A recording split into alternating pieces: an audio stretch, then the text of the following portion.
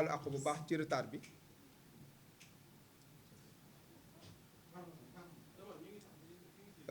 di jégalu ci retard bi di jégalu aussi pour chef de village bi nga xamante ne waroon na fee teew waaye am réunion ak sous-préfet bu Sindia moo tax tey mënu fee teew donc fii ñu toll nii di waxtaan moom actuellement mi ngi def réunion ak sous-préfet bu Sindia moo tax ñëwul di woote tey ndaje ngir indi ay leeral ci li nga xamante ne xew na fi fan yi muy ay xew-xew yu nga xamante ne lu doy waar la ci lu ñuy tuddee nation ndax nation dafa am lu ko lal dafa bokk ci lu ñuy wax cohésion sociale dafa bokk ci lu ñuy wax paix sociale boobu nag tey PDG wu Sedima mi ngi koy commencé di sappe mi ngi commencé di jaxase askan bi ngir sauver ay intérêt loolu nag moom la askanu Djilakh di ñaawlu waaye tamit moom la collectif pour la défense des intérêts de Djilakh di ñaawlu loi boobu nag mu ñu ñuy tuddee day jaxase ngir en tout cas bëgg a ràññee moom la ñuy wax ni loolu duñ ko nangu tey duñ ko nangu ëllëg suuf soosu nga xam ne tey moom moo nekk jafe-jafe yi ñépp xam nañu suuf soosu mi ngi nekk ci biir commune Sindia suuf soosu mi ngi nekk ci dëkk bu ñuy wax Djilakh délibération boobu commune Sindia moo ko def en 2012 mu indi woon ay jafe-jafe ndax amoon na un problème de consensus délibération boobu nag moo dox ba am bail am titre foncier may fàttali ni li nga xamante ne xew na lundi nekkul lu bees ndax en 2008 jafe-jafe bu mel noonu amoon na waaye ba mu amee kilifa yi dañoo jóg tase waxtaan ànd ak à l'époque adjointe préfet bu Mbour bu ànd ak sous-préfet bu Fissel bu Sessène ak bu Sindia ñu ñëw ngir régler problème bi président commission domaniale yu 3 communes yëpp ñëw ñu def un procès verbal ñu waxtaan ba trouver un lieu benn délimitation bi nga xamante ne defoon nañ ko ba pare li desoon moom mooy techniciens yi wàcc suuf def délimitation bi ni commune Fissel fii nga yem commune Sessène fii nga yem commune Sindia fii nga yem liggéey boobu nag àggul ndax amul suivi amul évaluation loolu nag moom mooy dox ba agsi tey di jafe-jafe yi di gan di tar di commencer jël ay proportions yoo xamante ne jëmul kër kon damay fàttali di confirmer encore li nga xamante ne moom moo mës a nekk position wu Djilakh que suuf soosu na leer ci boppu ñépp Djilakh la nekk ci biir commune Sindia moom la nekk loolu dafa war a leer ci boppu ñépp li jëm nag ci wàllu projet bi nga xamante ne moom la ñuy wax muy projet wu Babacar Ngom ñun waxaguñu waxu turu projet dafa am suuf soo xam dañ ko koo jox ngir mu liggéey mu dem état wu Sénégal defal ko un titre foncier boo xamante ne jaarul fu mu war a jaar te techniciens yi nga xamante ne ils sont sérieux seen xam-xam màcc ci wàllu suuf ci wàllu foncier ñoom ñëpp d'accord nañ ci ni titre foncier warul am foofu parce que zone de terroir la mais aussi c'est une zone agricole alors que dans une zone agricole on ne peut pas n'est-ce pas donc décerner un titre foncier loolu moo tax titre foncier boobu ñuy ñaan son excellence le président Macky Sall bu fekkente ni askanu Djilakh ñor na ko commune Sindia ñor na ko dindi joxewaat suuf si parce que titre foncier bi légalul légitimul bu fekkee liggéey rek soxlawuñu un titre foncier li ko waral mooy tey Sedima fa mu ne à côté yaa ngi ak plan REVA plan REVA soo foofu amul délibération te délibération bu am sax ci waa ANIDA dañ ko def amul bail amul titre foncier mais promoteur bu fa mën a ñëw contrat ngay signé contrat boobu soit 5 ans lay nekk wala 10 ans lay nekk boo paree bu askan bi gisee ni li nga liggéey baax na gis nañ ci seen bopp nga dem keneen ñëw bu fekkee ñu continuer ak yow bu fekkee maintenant li nga def wala boog li nga liggéey gisuñu seen bopp ñu bàyyi la ut keneen loolu nag mooy partenariat gagnant gagnant askan bi loolu la ñuy xaar kon ñun lu ñuy xeex collectif bi lu muy xeex Djilakh lu muy réclamer moom mooy nañu dindi titre foncier bi nga xamante ne allah kulli alin intéressé wul dëkk Djilakh bi dëkk Djilakh intéressé wul aussi donc les populations de Djilakh mosuñoo d'accord ci titre foncier bi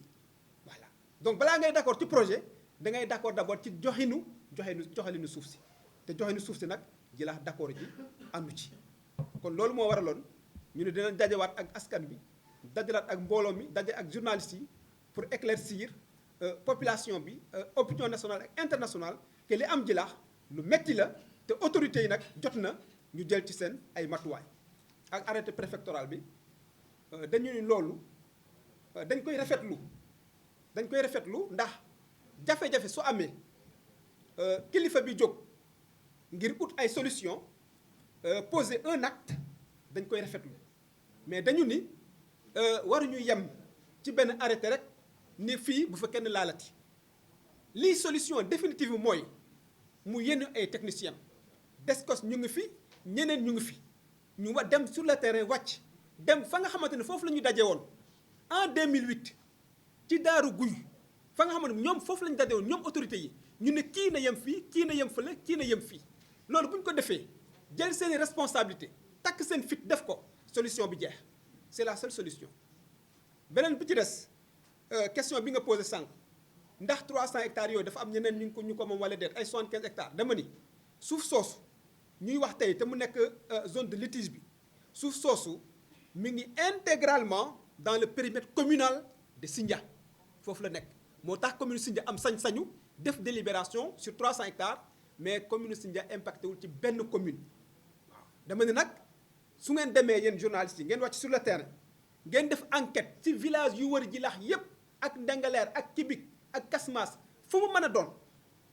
bu ngeen laajee suuf si fan la dinañ leen tontu ni suuf si ci biir Djilakh la nekk ndax fa lañ juddoo fa lañ yaroo fa lañ defee suñu lépp kon xam nañ li xew. fi tax a ñëw leer na foofu du ma fi dellusi titre foncier bi vraiment li mu ci wax aussi leer na mais dafa am côté boo xam ne rek dama faa bëgg a ñëw renforcer tuuti surtout par rapport ak li nga xam ni wax dëgg fa yàlla mi ngi fiy génn fan yi yëpp ñu koy dégg ci presse bi parce que dafa mel ni presse bi temps yi soo ko dégloo daa mel ni Djilakh daa validé projet Babacar Ngom daa validé délibération bi nga xam ni moom lañ ko defal jox ko 300 hectares ci fi nga xam ne moo di Djilakh